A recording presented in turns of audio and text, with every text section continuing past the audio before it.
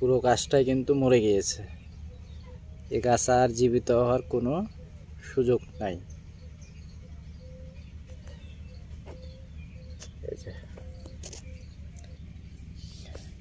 এই যে দেখতেছেন ভিতরে, এই যে দেখেন একদম খেয়ে ফেলছে। এই যে দেখেন, এই যে পোকার বাসা।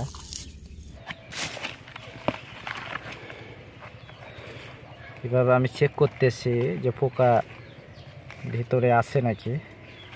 যদি থাকে তাহলে কিন্তু আবার এই যে দেখেন, এই যে পোকার প্রাথমিক পর্যায়ে পোকাটা আসলে কীরকম থাকে সেটা নিয়ে আমি এর আগে ভিডিও দিয়েছিলাম। প্রাথমিক পর্যায়ে পোকাটা এই যে দেখেন এই অবস্থার ভিতরে থাকে। এই যে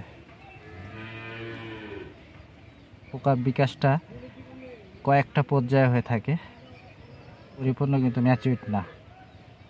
ম্যাচুইট হচ্ছে এই যে এটা, এই যে এই পোকা, এরা এই যে পাখাও কিন্তু দেখা যাচ্ছে উঠতে পারে।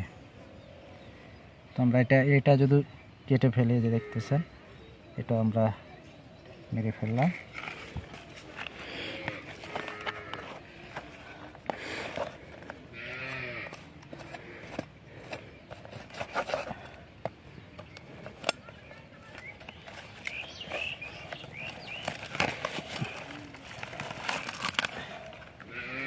যদি কারো বাগানে এরকমভাবে পোকার আক্রমণ দেখা যায় তাহলে পুরো গাছটা আমি যেভাবে কেটে পোকা বের করে একদম মেরে ফেলতেছি, এরকমভাবে মেরে ফেলতে হবে। তা না হলে এই পোকা যদি বাগানে থেকে যায় তাহলে আবার আরেকটা নতুন গাছে অ্যাটাক করার সম্ভাবনা থাকে।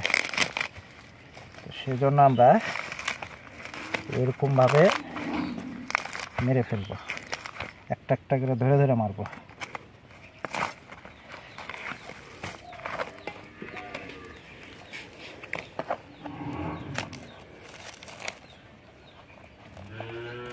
একটা একটা করে ধরে ধরে দেখে দেখে মারবো আমরা।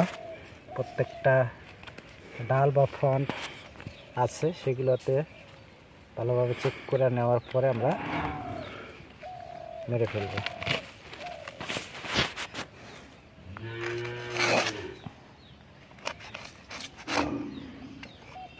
এখানে পোকা থাকার সম্ভাবনা আছে।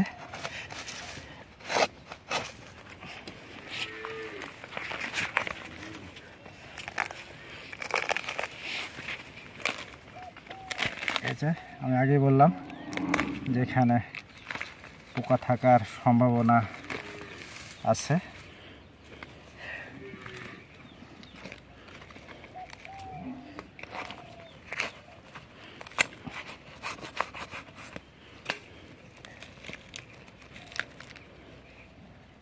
এটা হচ্ছে কচি ডাল, আর এটা হচ্ছে সবচাইতে কচি। যে দেখতেছেন এই কচি জায়গাটা একদম ধুনা করে দিয়েছে। যে দেখেন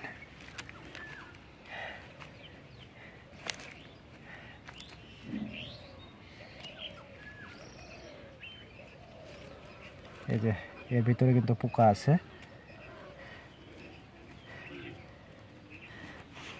এর ভিতরে পোকা, এই যে আরেকটা পোকা দেখা যাচ্ছে।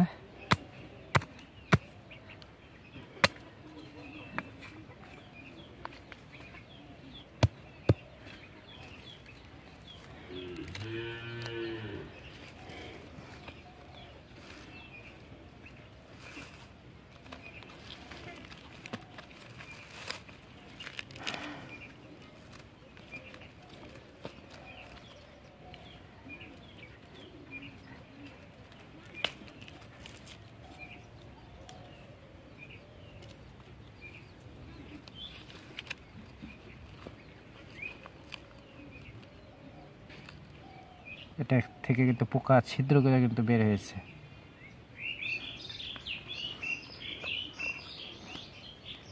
আমরা যে দেখতেছেন এই তিনটার ভিতরে কিন্তু পোকা আছে, এটার ভিতরে নাই।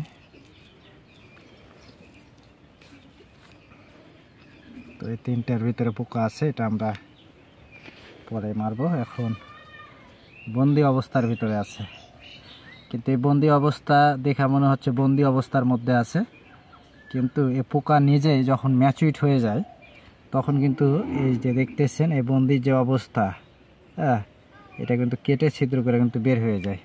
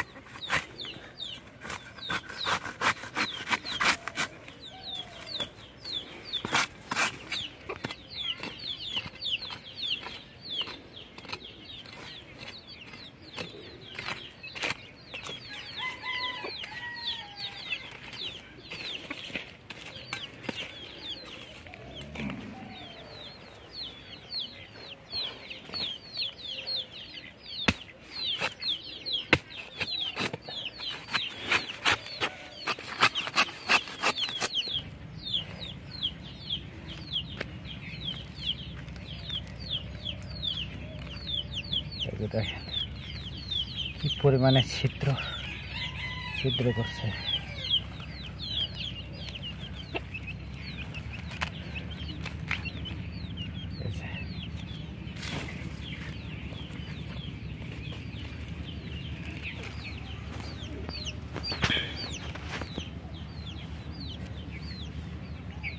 এই যে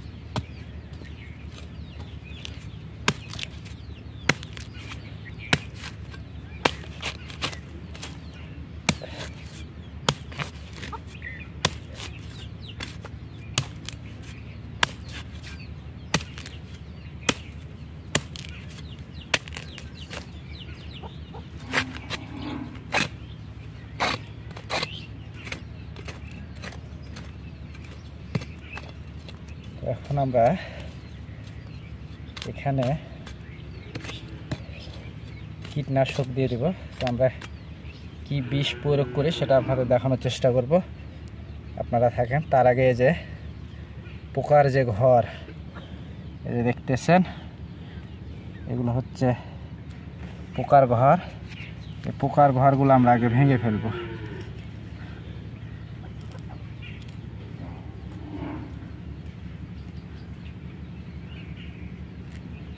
এই যে দেখতেছেন পোকার ঘরে একটা একটা করে পোকা রাজকীয়ভাবে থাকে ভাই।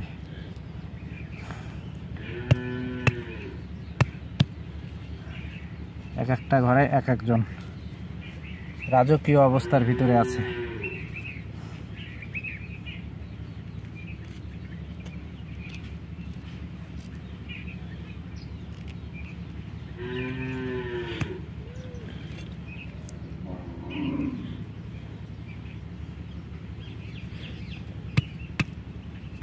আমরা এখান থেকে এই যে দেখতেছেন এই পোকাগুলো সব মেরে ফেললাম।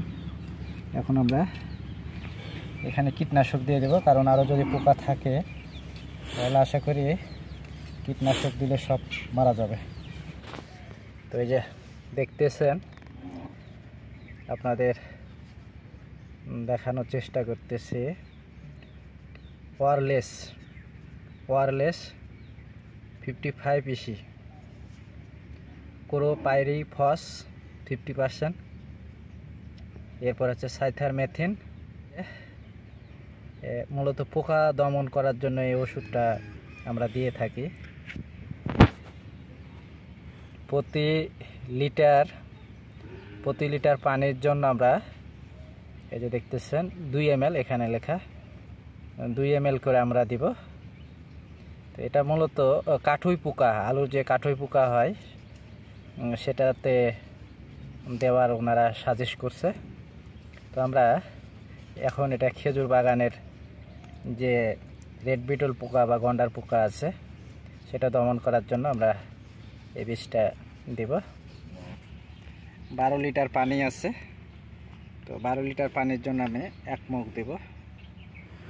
1 মুখ পুরোটাই দেব। 1 মুখে এই যে দেখতেছেন 1 মুখা যেটা বা মুখ, 1 মুখাতে 25 ml হয়।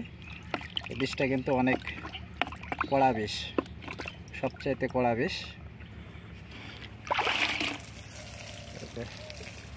আমরা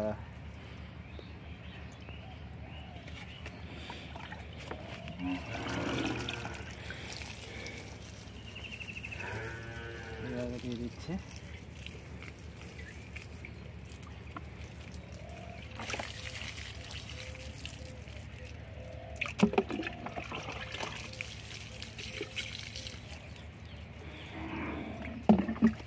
এই যে কীটনাশকটা দেওয়ার সাথে সাথে এই যে দেখতেছেন ঝড় তুফান শুরু হয়ে গেছে এর ভিতরে। এই জন্য আমরা এইভাবে চারপাশে একদম বিষ মিশানো বা কীটনাশকটা আমরা চারপাশে একদম ধুয়ে দিলাম। এই যে দেখতেছেন কীটনাশক দেওয়ার সাথে সাথে কিন্তু আরেকটা পোকা বের হয়েছে, যে বের হয়েছে। খেজুর চাষাবাদের ভালো এবং মন্দ দুটাই কিন্তু তুলে ধরার চেষ্টা করি যতটা সম্ভব হয়। তো সবাই ভালো থাকেন, সুস্থ থাকেন, নিরাপদে থাকেন। আল্লাহ হাফেজ।